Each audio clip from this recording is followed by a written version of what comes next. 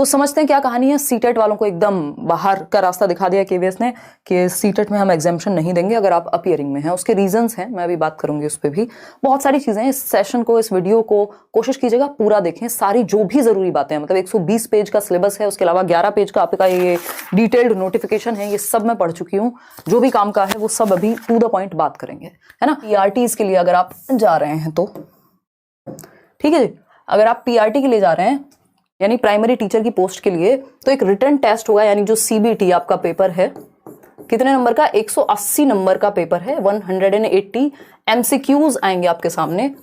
Negative marking की कहीं चर्चा हुई नहीं है, तो मुझे नहीं लगता कि नेगेटिव मार्किंग है, ना केवीएस में पहले होती थी। अपने आप में इतना मुश्किल पेपर बनाते हैं, नेगेटिव मार्किंग की जरूरत नहीं है ना। तो अगर हम बात करें तो 1 मार्क का क्वेश्चन होगा। ड्यूरेशन ऑफ रिटन एग्जाम की जो होगी ड्यूरेशन, वो भी 180 मिनट होगी, यानी 3 घंटे का पेपर है।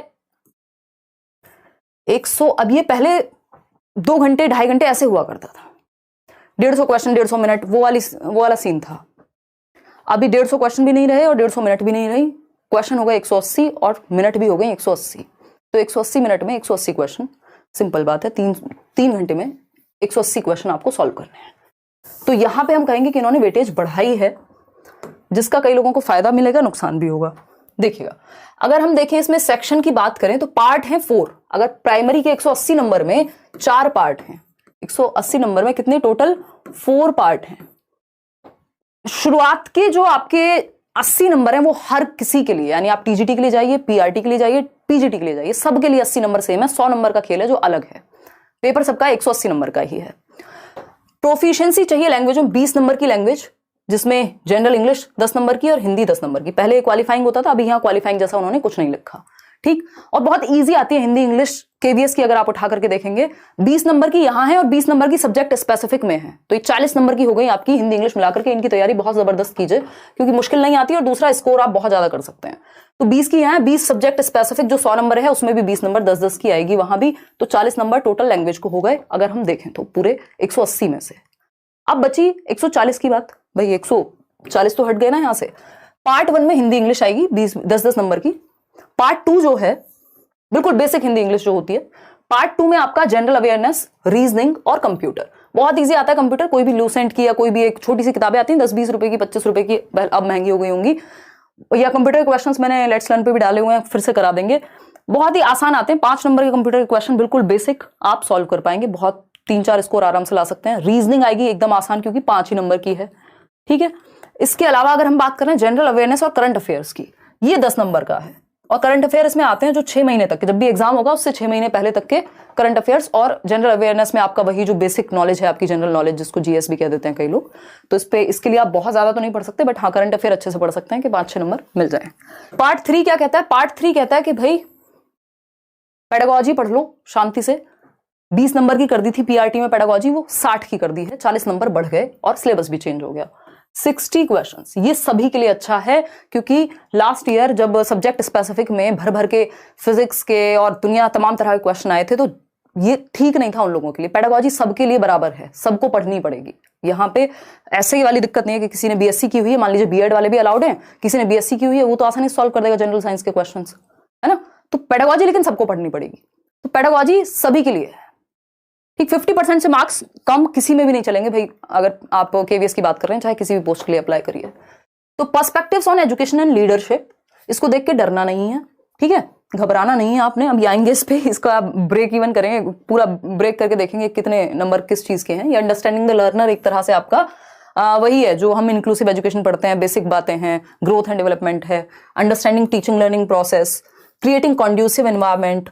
अब इसमें जो है वो ये वाला पार्ट अलग है, बाकी सब आपने, अगर आपने बहुत डिटेल में पेडागोजी पढ़ी है, आप पेडागोजी स्पेशल में रहे हैं, किसी बैच में रहे हैं करियर पर, या अगर आपने डिटेल में नोट्स भी पढ़े हैं या कहीं से भी आपने डिटेल में पढ़ा है, तो ये एक नया टॉपिक आपको लगेगा 10 नंबर का। बाकी चीजें आपको समझ में आती होंगी, इसमें कोई खास परिवर्तन नहीं हुआ है, इसको लेके परेशान नहीं होना है। पर्सपेक्टिव्स इन एजुकेशन अब आपको वैसे भी पता है, क्योंकि ये जितनी भी पॉलिसीज हैं वो यहाँ आ जाएंगी, नेशनल एजुकेशन पॉलिसी आ जाएगी, तो इसको बहुत एलियन बात नहीं मानेंगे। सब्जेक्ट स्पेसिफिक पे आते हैं। सब्जेक्ट स्पेसिफिक की अगर हम बात करें तो इसमें सब्जेक्ट स्पेसिफिक 80 मार्क्स का है, बाकी दोनों में 100 मार्क्स का है। सब्जेक्ट स्पेसिफिक 80 मार्क्स का है, जिसमें 4 सेक्शन है। अभी मैं उसका भी सिलेबस दिखा दूंगी। 20 मार्क्स ईच, 4 सेक्शन हैं और वो हैं किताबें जो आप स्कूल में पढ़ा रहे हैं 5th लेवल तक की, बट उनका डिफिकल्टी लेवल कम से कम भी 8 तक रहेगा। लिखा तो उन्होंने 12वीं तक का है, बट आप 8 तक की जितनी भी एनसीईआरटीज हैं, जो भी चीजें हैं, अगर कोई स्कूल में पढ़ाता है, ट्यूशन पढ़ाता है, तो उसको विशेष लाभ मिल सकता है। यहाँ पे प्रीवियस ईयर एक बार देख लीजिएगा उठा करके। तो इसमें 20-20 नंबर के 4 सेक्शन है। वो 4 सेक्शन कौन से हैं? एक है आपका सिंपल हिंदी और इंग्लिश, वही जो 10-10 नंबर के आ जाएंगे यहाँ पे, ठीक है, हिंदी इंग्लिश, फिर ईवीएस है, मैथ्स है, ठीक है। तो ये वही है जो स्कूल में आप पढ़ा रहे हैं, और ईवीएस में 6 थीम दिए हुए हैं जो आप एनसीईआरटी में पढ़ते भी हैं, उससे और थोड़े मुश्किल क्वेश्चन बन जाएंगे। तो उस केस में आपको ईवीएस की जो नॉर्मल किताबें भी आती हैं, अभी थोड़ा रुक जाइएगा, एकदम से किताबें मत खरीद लीजिएगा, पहले समझिएगा सिलेबस को, उन टॉपिक्स को अलग से ढूंढ के पढ़िएगा, बैचेस में देखिएगा, है ना। अभी आएंगे, और जो बैच है केवीएस का करियर विल पे, कल से एडमिशन आपके स्टार्ट हो जाएंगे, जितने भी बढ़िया एकदम टीचर्स हैं। और जो लोग पुराने एडमिशन ले चुके थे, अभी सितंबर में जो बैच आया था, उन बैच वालों को कोई भी नया बैच लेने की जरूरत नहीं है, जो भी एक्स्ट्रा है सिलेबस में, क्योंकि कुछ चीजें परिवर्तन हुआ है कुछ चीजों में, उनकी रिकॉर्डेड वीडियोस प्रीवियस बैचेस में भी हम लोग डलवा देंगे। तो ऐसा नहीं है कि आपको जबरदस्ती बैच लेना है क्योंकि सिलेबस चेंज हो गया है, वो वाला सीन नहीं है। देखिए सीबीटी मोड में है पेपर, यानी ऑनलाइन पेपर है, ये बात हमें पहले ही पता लग गई थी, ठीक है। बात 2-3 चीजें हैं जो मैं फटाफट से आपको 1 मिनट में बता करके फिर हम सारी चीजों पे बात करेंगे।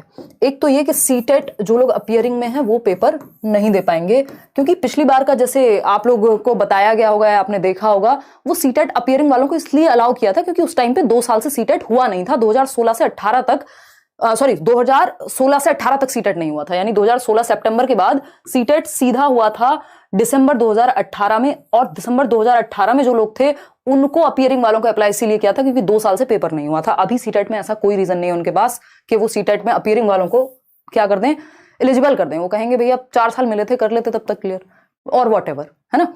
तो इस चीज को लेकर बहुत ज्यादा परेशान नहीं रहना, बट कोशिश कीजिए, अगर 1500 रुपए आपके लिए बहुत ज्यादा मैटर नहीं करते हैं तो फॉर्म भर के अपना पेपर की तैयारी ऐसे ही करना सीटेट के बाद, अपीयरिंग वाले भी। मतलब ये मैं out of the box suggestion दे रही हूँ, इसमें ऐसा नहीं है अगर आप एलिजिबल नहीं है तब भी ये काम आप कर सकते हैं। खैर आते हैं दूसरी बात, बीएड पीआरटी के लिए बिल्कुल जा सकते हैं, उन्होंने कहा हुआ है साफ साफ। जो भी आपका सुप्रीम कोर्ट का ऑर्डर होगा वो बाद में पता लगेगा हमें, ठीक है। तो ये एक बेसिक सी बात है। तीसरा सीबीटी मोड यानी कंप्यूटर बेस्ड एग्जाम है। 70 और 30 को लेके बहुत लोग परेशान है कि 70% जो है वो रिटर्न यानी ऑनलाइन एग्जाम की वेटेज है, 30% इंटरव्यू और डेमो की, उस पे भी आएंगे। और क्या चेंजेस हैं बहुत बड़े, 150 नंबर का पेपर हुआ करता था, अभी सारे ही एग्जाम 180 के हो चुके हैं और 180 ही मिनट मिलेंगे आपको। पेडागोजी की मात्रा खूब भर भर के बढ़ाई गई है, ये आपके लिए अच्छा है, क्योंकि जब पिछले बार एग्जाम हुआ था, स्पेशली पीआरटी की अगर हम बात कर रहे हैं, जिन लोगों की साइंस बहुत अच्छी थी उनको बेनिफिट ज्यादा मिल गया था, क्योंकि फिजिक्स वगैरह के सवाल इन्होंने पूछे खूब, उसमें भी इन्होंने इजी कर दिया उस चीज को इस बार, ठीक है। सारे ही, चाहे आप पीआरटी, टीजीटी, पीजीटी तीनों के लिए अगर अप्लाई कर रहे हैं, पहले तो एक पोस्ट पर 2 फॉर्म मत भरिएगा, अलग अलग पोस्ट पे ऑफकोर्स आप अप्लाई कर सकते हैं। तो सारे ही जितने भी एग्जाम्स हैं उनमें आपका बहुत सारे नंबर हैं, लगभग 100 नंबर हैं जो सेम है, चाहे वो पीआरटी हो, टीजीटी हो, पीजीटी हो। 100 नंबर का सिलेबस, 100 नंबर का पेपर, सब सेम है आपके लिए।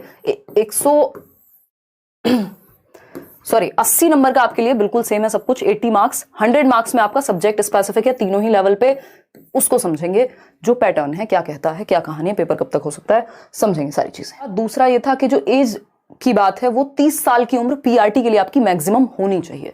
30 इयर्स की एज आपकी पीआरटी के लिए, प्राइमरी टीचर के लिए होनी चाहिए। इसमें एज रिलैक्सेशन है, अगर आप एससी और एसटी कैटेगरी से हैं तो 5 साल का रिलैक्सेशन, ओबीसी से हैं तो 3 साल का रिलैक्सेशन, और अगर आप महिला हैं यानी फीमेल हैं, किसी भी कैटेगरी से हैं, नहीं है, कोई फर्क नहीं पड़ता, टीजीटी, पीजीटी, पीआरटी तीनों में ही, जैसा मैं पहले भी कह रही थी, केवीएस में 10 साल का रिलैक्सेशन मिलता ही है आपको, है ना। तो आप इसमें 10 इयर्स प्लस कर लीजिए, यानी आप 40 साल तक भी एग्जाम दे पाएंगी, ठीक है।